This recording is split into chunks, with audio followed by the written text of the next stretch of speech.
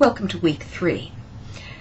I think this video is going to end up being in 2 parts because I think it's a little bit too long to go all in one part. So I may break it off a little bit awkwardly in the middle. And if you hear some strange noises, I've got a cat at the door of the office who is throwing himself against the door and meowing and screaming to be part of this video.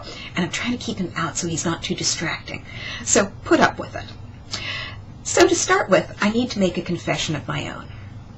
I am a snob when it comes to reality shows on television. I cannot find any reason or benefit to watching them.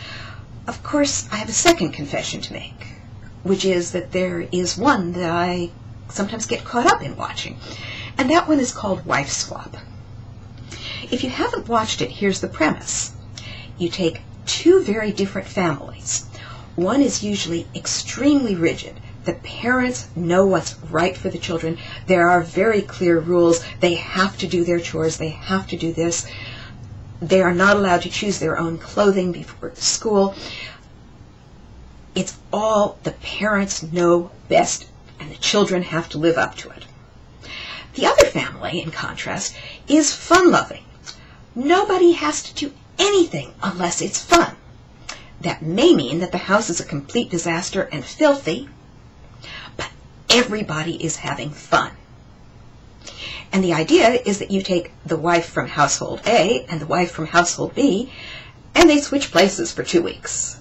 And you watch what happens, as first of all they try to fit into each other's expectations of what's the right way to bring up a family.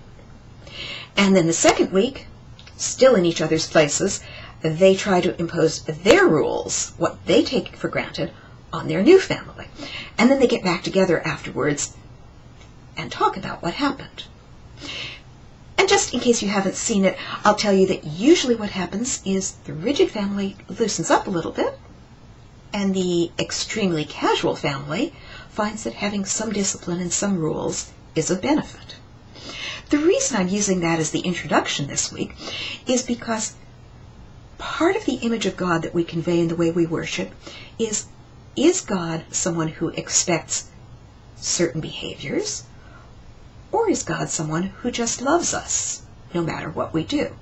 And of course the truth is somewhere in between again, that we both are welcomed and loved no matter what we do, and yet out of that love and out of God's expectations we come up with ways that we need to and want to and are expected to behave. The division between those, if there's one thing that explains what has divided the Episcopal Church over the last half-dozen years, that's exactly it. God has absolutely clear moral standards, generally about sexuality, or God loves everyone, and standards develop out of the expression of that love. It led to the Episcopal Church splitting in several areas, including my own diocese. So how do we say in our congregations what God expects of us? And is God a rule maker, or is God someone who loves us no matter who we are?